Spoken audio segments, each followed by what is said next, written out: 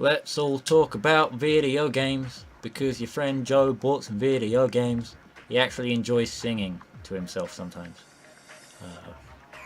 as well. What do I have to say it in yellow? I like to say it in yellow. And then, oh yeah, this is the longest fuck one.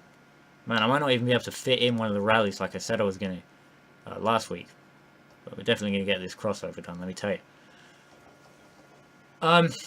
Yeah, last week I got into talking about some games that I bought because I finally decided I wanted to turn my Xbox One on. You know, my sister plays Overwatch and Fortnite on it sometimes, but that's because she's younger than me and doesn't know any better. I thought I'd buy some semi-decent games and actually sit downstairs once in a while rather than playing, you know, 18-year-old PS2 games all the time. Wow, fucking hell. I mean, I know I said that I wasn't such a big fan of that Toyota I drove last week. But, in comparison, these modern cars feel slow as fuck. I need to stop umming. I need to stop saying at the end of every sentence. I need to just learn how to leave a pause. Like that. Like I think I commented on myself doing at one point. You know, I stop halfway through a sentence and then just not talk again. Even longer than it would take for me to breathe. I remember doing like a whole PGR. I need to stop saying like as well. I managed to stop myself doing that the other day. I was pretty proud of myself. I've gone back to it now. Jeez. Ain't that just a sign of the times? Yeah. I decided I wanted to sit downstairs once in a while, play on the Xbox One, but I didn't want to play Isle of Man TT Ride on the Edge because I'm not such a big fan of that game. I prefer the PS2 versions of the TT games. I've got two of them, obviously, as I've talked about before. TT Superbikes, which is the one I'm going to get back to playing on the channel pretty soon, just to finish it off, once I've unlocked the Kawasaki in MotoGP. And I've also got TT Superbike's Real Road Racing Championship, which is a fucking impossible game. Which might be because of the Irish. You know, it's the Irish fucking us over yet again. I think it's the Ulster Grand Prix. I can't fucking beat on any. I think I'm stuck on it on the 125s, to be honest. But probably any capacity. I can't fucking beat it because the AI are just too fast, too furious. There's one AI in particular, you know, the boss AI, as it were, of the level, or of the engine capacity. I think I've forgotten his name. I'm gonna feel like a real fucking idiot when I go back to that game to check what his name is, and it's like Ian Locker or someone. We'll say Ian Locker for now. I know he's pretty famous for the smaller capacity stuff. I just can't beat Ian Locker because his bike is objectively better than mine is in every which way.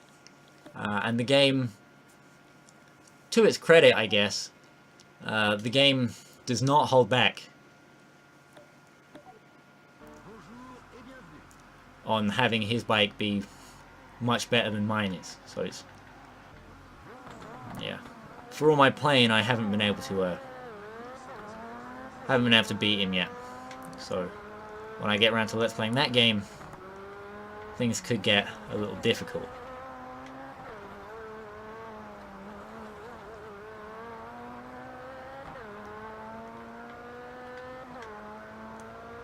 I like it though. It's Real Road Racing Championship.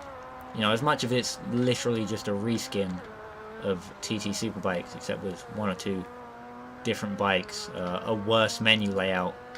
It does have a couple of extra tracks, the most interesting of which is obviously the Macau Grand Prix, which got featured. I'm pretty sure you could list all of the games that Macau is in on one hand. Two of them came out in 2008. TT Superbikes Real Road Racing Championship, obviously the PS2 exclusive that came out in 2008, and PGR4. Although that didn't have, I'm fairly certain PGR4 doesn't have the official Grand Prix layout, despite having a lot of the same corners. You can't go around them in the right order, as it were. And then the last 2 games that Macau has been featured in. Oh wait, no, you got Race Pro as well for the 360. Macau is in that. So yeah, it comes out to exactly 5. Ride 2 and 3, and then the ones that I mentioned. Ride 2 I haven't loaded up yet. I have played about 40 minutes of Ride. It's not great. I'm definitely going to plug Ride 2 in maybe tonight, maybe tomorrow night, maybe at the weekend. Because absolutely, definitely it's a superior game. We got another one of those Riding Spirits 2 situations where the first one is all street bikes on, you know, well, in Riding Spirits all of the tracks were imaginary. Ride has a couple of official licensed tracks, and all of the bikes are, you know, sport, you know, fairinged models or nakeds. They're all road bikes, you know, sort of the more normal stuff you'd see about. Actually, I think the first Riding Spirits has more bikes than Ride has in it. Definitely has older bikes, but the made-up tracks aren't great for racing on, because it all comes down to straight line speed basically, which is why I feel like a right fucking idiot for buying the Honda VTR in Ride when it's outclassed monumentally in every race you could enter it in by the Honda CBR, which makes some of the races really difficult. But there you go. That's what you get for having good taste in World Superbike machinery, I suppose. Yeah, like I said, Ride 2 I haven't played yet. I also bought the Crew 2, which I also haven't played yet. I didn't like the first Crew, but that mostly came down to because I bought it on the 360, which was objectively, in every imaginable way, an inferior game.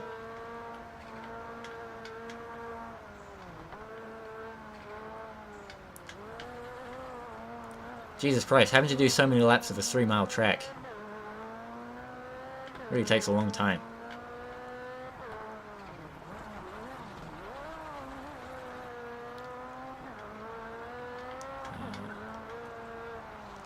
Tell you what, after this there's 2 rallies left to go, right? And both of them have 3 stages. Doing 4 stages took me 15 minutes. Near enough. So, if I can get this crossover done and 2 stages of one of the rallies, I could finish it up. When I next record, I could finish up that rally. Or if I just kept on recording now and recorded 3 episodes of this and totally bug it up my set recording schedule. Oh, well, I might as well. Because it's not going to let me save and quit halfway through a rally, is it? Hell yeah, we massed it out, baby! We used our numbers. And we figured out how long it would take to do things. And then we did them that way. Well, I've really got to get a move on if I want to get 2 stages done. So we're going to hurry up. We'll start with this one because it's the closest. We'll use the... We'll drive the Lancer. And we'll see if we can skip past as many of these loading screens as possible to get things done.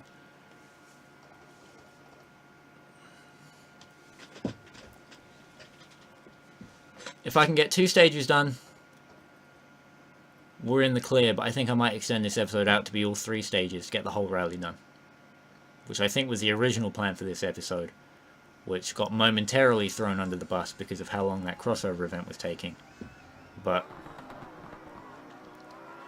We should be used to my episodes overrunning by now, so I might as well overrun. Which means I've got to think up at least 5 or 6 minutes worth of extra commentary. Easy right into straight over crest. Square left, don't cut onto gravel. Easy right into easy left.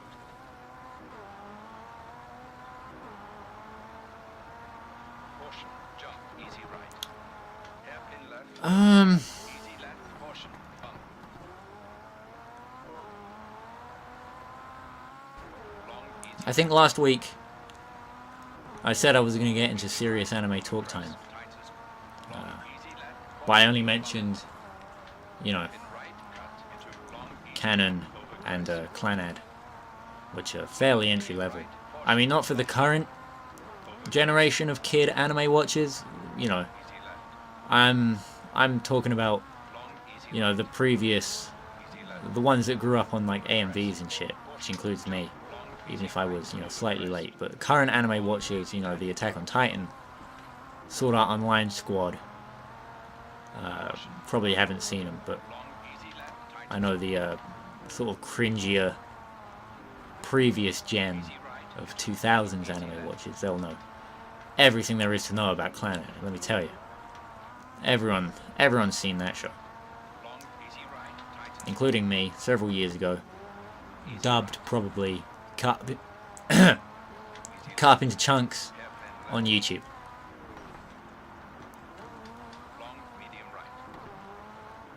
This might be, no, this is my first time watching Canon subtitled. You know, I've watched it 5 times. I've seen it every which way but loose, essentially. I don't know, when the guy shows up, the one that's obsessed with Kaori, I think her name is, you know, carries her bags around and shit. It's weird not hearing his English dub voice coming out of his mouth, because I associate, especially that character design, I'm pretty sure they reused it for Clannad. That guy's voice is extremely distinctive. I would argue potentially iconic. I don't know if we want to go that far.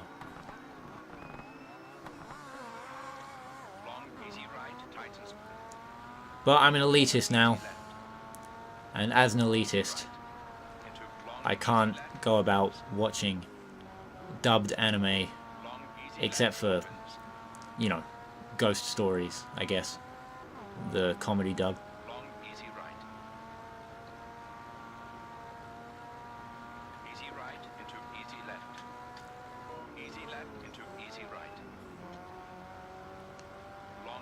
Speaking of being an elitist, a couple of friends are going to go out to pictures to see Mortal Engines. And they said I could come along, so I said okay. So I'm going along, going to see Mortal Engines. Which I can 100% guarantee is going to be a shitty movie.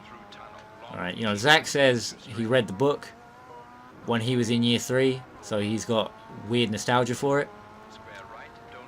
He says it might not be that bad. I fundamentally disagree on all levels. Mortal Engines is going to be awful. You know, I'm probably not, I mean, I never have and probably never will. I'm not going to, you know, get up and walk out of the movie, but, you know, it's going to be a 4 out of 10 or lower, definitely. Because steampunk shit is not good. There's one... Listen closely here, because this is important to know. This is important knowledge.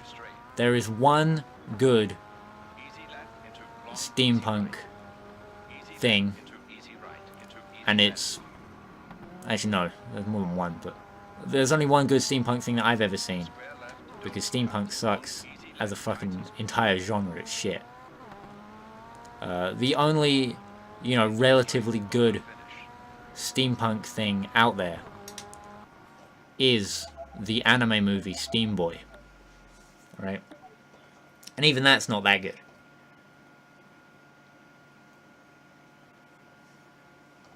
Then I'm pretty sure there's like a couple of, you know, steampunk mecha anime that I haven't seen because I haven't watched. For as much as I browse the mecha boards, you know, giant robots and shit, I've never actually watched a show centering around giant robots. I've only ever watched anime was like, you know, cyberpunk, science fiction elements, which I am going to fix soon. I'm going to go the whole hog, not this year, probably next year, but I'm going to go the whole hog and I'm going to watch Mobile Suit Gundam in production order. Obviously, there's no other way to watch things.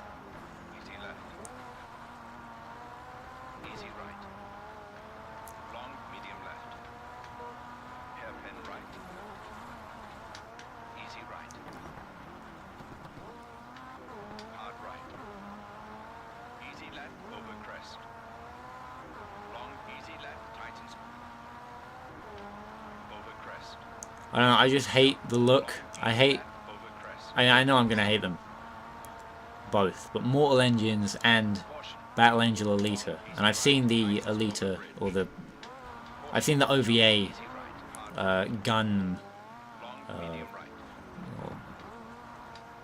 where she's called Galley. I've seen that 2-episode OVA. Wasn't bad, just wasn't good either.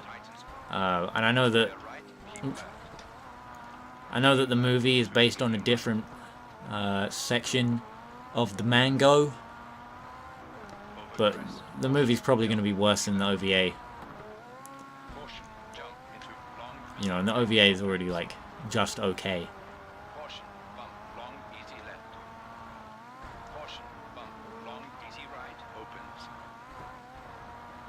So I don't know what they're planning. And they're both Mortal Engines and I